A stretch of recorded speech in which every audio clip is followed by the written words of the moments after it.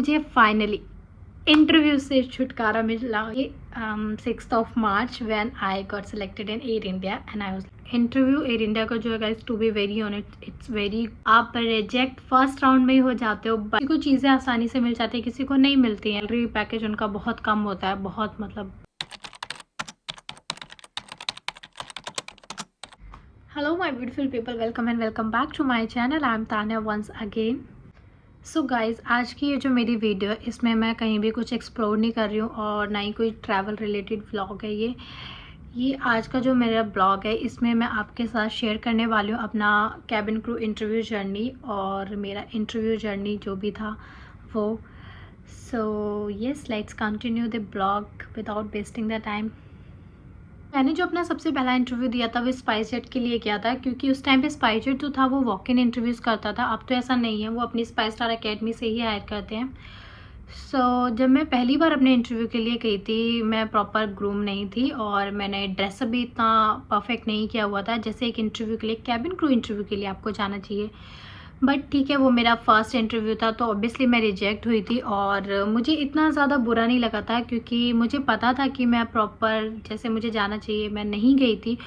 और that was a very first time when I saw कि हाँ, कैबिन क्रू का इंटरव्यू होता कैसे और किस तरीके से गर्ल्स जो होते हैं वो प्रॉपर रेडी होके आते हैं और कितने अच्छे से वो अपने आप को प्रेजेंट करते हैं। बट ठीक है, that was my first round, तो first interview sorry. And then उसके बाद फिर मैंने इंटरव्यूज़ देने शुरू किए। मैंने GoAir, Vistara, SpiceJet and IndiGo सबके इंटरव्यूज़ दिए और ऐसा नहीं है कि मैंने एक बार सबके इंटरव्यू दिए हैं। दो तीन बार भी मैंने हर एयरलाइन के लिए इंटरव्यू दिया है। और जब मैंने अपना 12th पास आउट किया था उसके बाद मैंने मेडिकल तो कंटिन्यू नहीं किया। मैंने अपना because I was a medical student, but मैंने नॉर्मली ग्रेजुएशन अपना एडमिशन लिया और उसके बाद साथ ही साथ मैंने एक जॉब भी ज्वाइन किया था। I was working that time, क्योंकि मैं प्रॉपर कम्प्लीटली इसी पे डिपेंडेंट नहीं होना चाहती थी। बिकॉज़ मुझे इतनी इन्फॉर्मेशन तो थी कि हाँ, इस चीज़ में टाइम भी लग सकता है या बहुत एक बारी में भी सिलेक्शन हो सकता है। तो मैं अपने आप से पहले प्रिपेयर थी चीज़ों के लिए, क्योंकि मैं बहुत यूट्यूब पे वीडियोज़ एंड ऑल देखती थी, तो I was quite aware of all the things. तो मैं अपनी जॉब के साथ साथ इंटरव्यूज़ देती थी, क्योंकि आप जब इंटरव्यू के लिए जाते हो ना, उसमें भी आपका बहुत मनी इन्वेस्ट होता है, क्योंकि आप जा रहे हो लोकेशन पे, आपका रेंट लग रहा है, जो जाने का किराया लग रहा है, और आप जो प्रॉपर ग्रूम होके जा रहे हो, आपका जो मेकअप प्रोडक्ट्स हैं आप यूज़ करते हो, तो आपका ऑब्वियसली खर्चा तो होता है, हर इंटरव्यू पे होता है। So that's why. और when you are getting rejected again and again, आप बार बार रिजेक्ट हो रहे हो, तो आप बार बार पेरेंट्स से कितनी बार पैसे मांगो। सम पीपल डोंट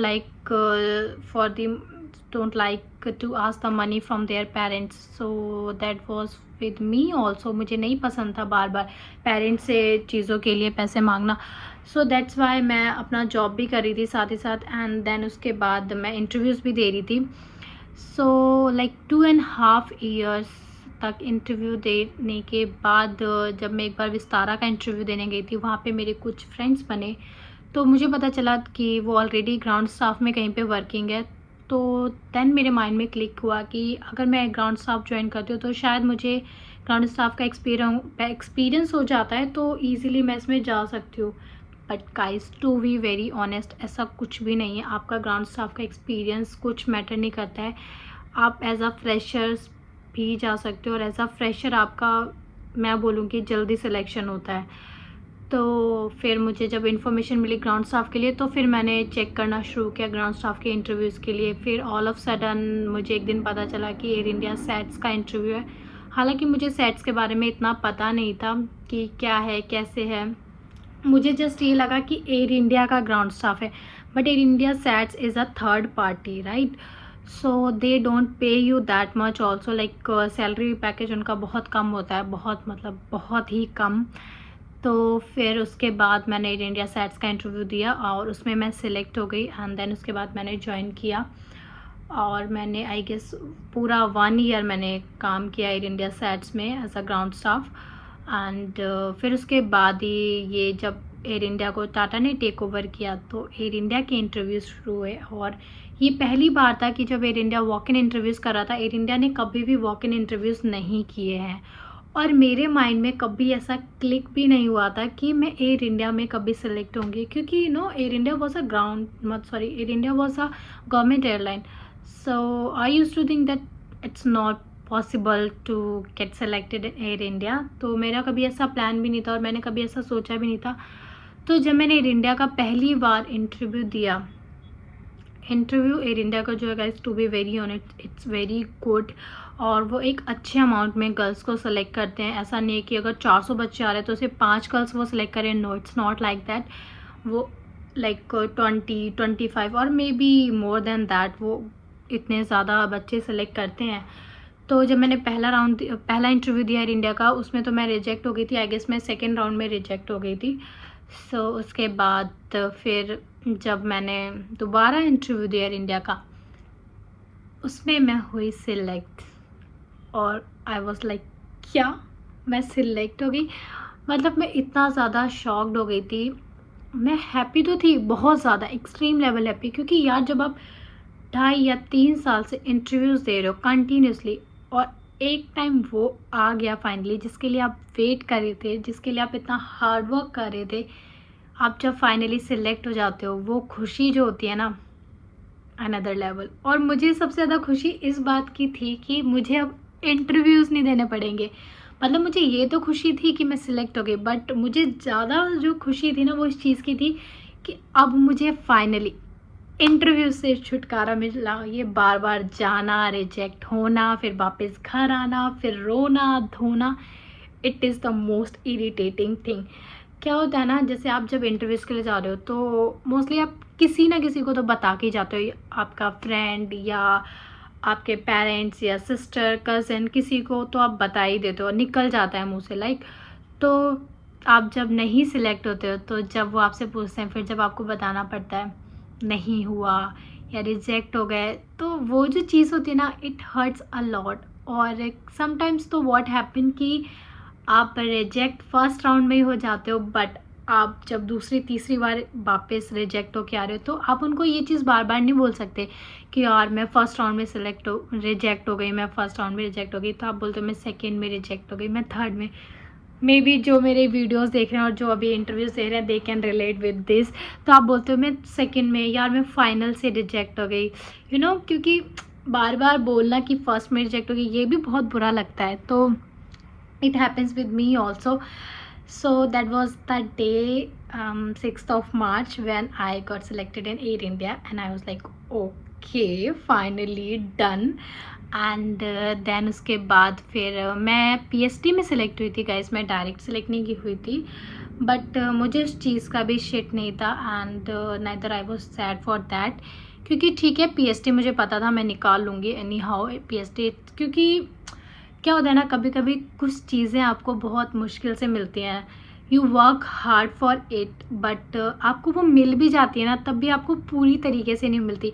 तो मेरे साथ भी कुछ ऐसा ही हुआ था. मुझे मिलना तो था, बट मुझे कम्प्लीटली नहीं मिला था.